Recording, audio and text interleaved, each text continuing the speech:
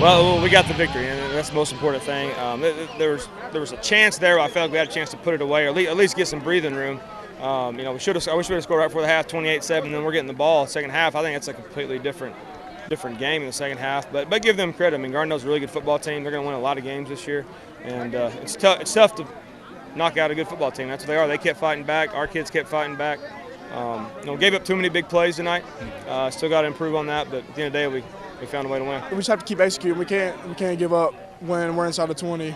We have to keep pressing, and we can't let off. We have to foot on the gas the whole time. We can't get complacent with what the score is. We have to keep pressing. All right, welcome back. And the Hewitt Huskies went on the road to take on Gardendale, a very scrappy Gardendale team, a team that's very good in 6A, made it to the quarterfinals of the state playoffs last year. Huskies escape with a 39-34 victory. They did. You know, they had a lot of chances Friday night to put the game away, got up 21-7 midway through the second quarter, had a chance right before half to put it away and failed to score. Gardendale just kept coming back and making a game of it. Yeah, there's no quitting the Gardendale team.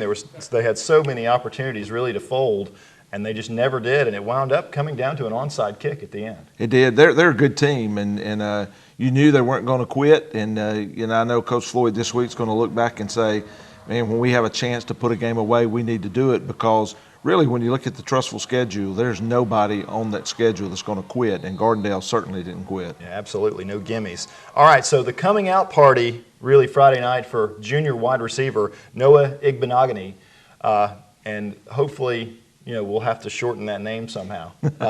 Noah is a blazer, a track star, and he really showed that he can really stretch the field. Well, in the two touchdowns he had, there was really no trick, no gimmick. He just sprinted down the field. Zach Thomas threw it, and he was behind the defender, and he called him for touchdown. I mean, it was pure speed on his part, so he really can go. And that's a nice weapon for the Huskies to have, really, the ability to go deep and stretch the field against the defense. Absolutely.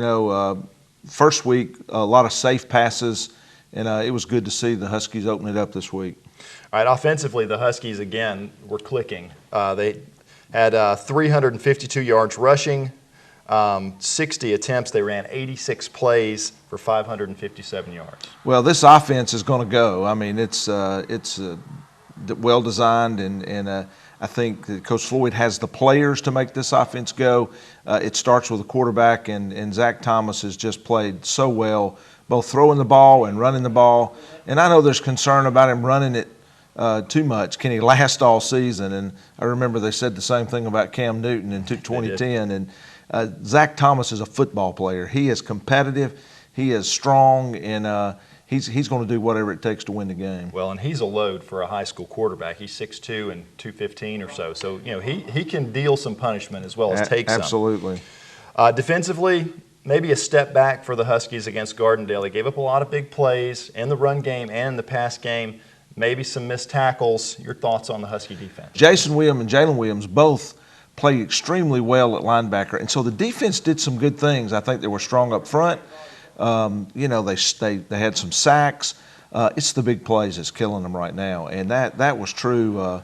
That was true Friday night. Every time that the Huskies had a chance to put them away, they gave up a big play, and I think this week you're going to see Coach Griffin and the staff try to work on those big plays and trying to do something about that. And this week, the Huskies open region play against Tuscaloosa County, who lost to Northridge in a bit of a shocker last week, 24-14. Yeah, they're probably going to come in with a chip on their shoulder, but it was a shocker that they lost that game. But again, always a good football team. I think they'll come in here ready to play, and I think the Huskies are going to have a good week of preparation and get some of those mistakes and some of those big plays out of their system, and I think you'll see them play well. And you remember going back to last year's game when they played over at Tuscaloosa County, the Huskies dominated that ball game in the first half and really looked to run away with it. And then all of a sudden, things began to just fall to pieces in the second half with penalties, turnovers, and they wound up losing the game at the very end. They did, and penalties killed us in that game last year. I mean, I think the Huskies just really suffered with penalties, really in several games, but that game in particular, because they really played well the first half, and then penalties just ate them up the second half. So look for the Huskies to try to correct some of that, and I think you'll see them play well this week.